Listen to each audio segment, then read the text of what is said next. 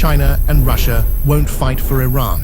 For years, Iran believed it had powerful friends, Russia, China, but as US military pressure intensifies, Tehran is discovering something uncomfortable. Its allies are transactional, not loyal. Since 2018, after the United States exited the nuclear deal, Iran's supreme leader, Ali Khamenei, pushed a look east strategy. The logic was simple.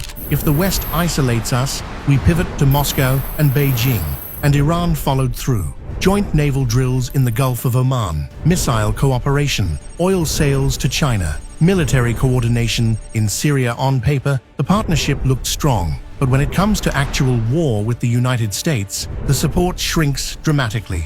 This week, Russia and Iran held a small naval drill in the Gulf of Oman. China plans to join future exercises in the Strait of Hormuz. Now compare that to US deployments. Carrier strike groups, long-range bombers, advanced air defense systems, weeks-long sustained strike capability. US officials say Washington now has the option of launching a prolonged air campaign, not just a limited strike like the June Midnight Hammer operation. In contrast, Russia's helicopter carrier left immediately after the exercise ended. So why won't China intervene? China is Iran's largest oil customer. Roughly 20% of the world's oil passes through the Strait of Hormuz. But Beijing's priority is stability, not confrontation. Aligning openly with Iran against the United States would damage relations with Washington, risk sanctions, endanger Gulf economic partnerships, disrupt global oil flows. China's approach is clear.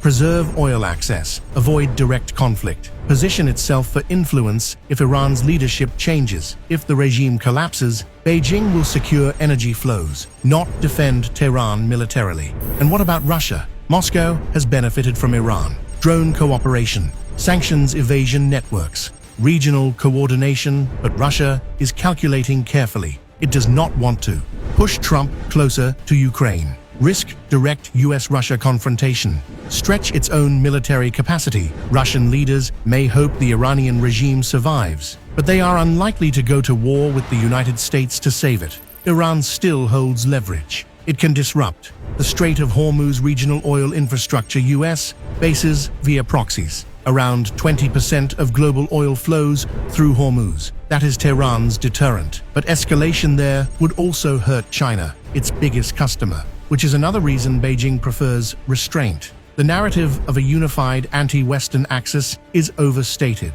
Russia and China share interests with Iran, but they do not share existential commitment. If the United States strikes Iran, Beijing and Moscow will calculate based on their own survival, their own economy, their own wars, not Tehran's, and that leaves Iran facing the most powerful military in the world, largely alone.